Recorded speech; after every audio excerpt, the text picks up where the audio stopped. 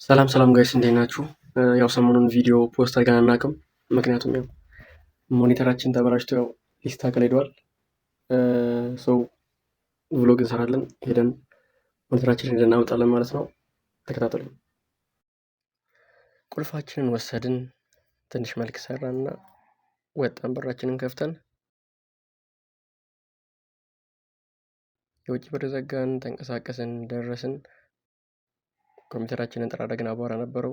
ጀለስ በስትራጆ አቧራ የጠጣ ሞኒተር አምጥተህ በስትራጆ ያረሚክ ይደብራል አለ። እኔ ግን ችላ በማለት ስራዬን ቀጠልኩኝ ማለት ነው።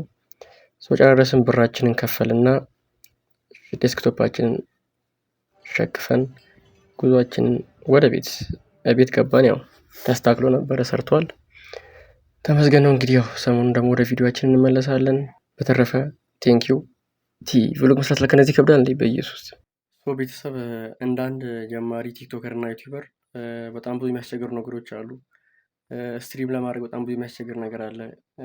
ላይክ ኮኔክሽን በጣም ያስቸግራል። ቲክቶክ ላይቭ ለመግባት ቲክቶክ ስቱዲዮ በጣም አዛ ነው፣ ያስቸግራል።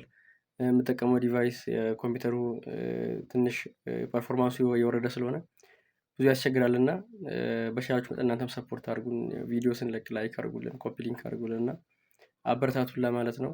ቭሎግ ከተመቻችሁ ደግሞ እንቀጥላለን። በቻልነው መጠን የሆነ ለመስራት እንሞክራለን። ቴንኪዩ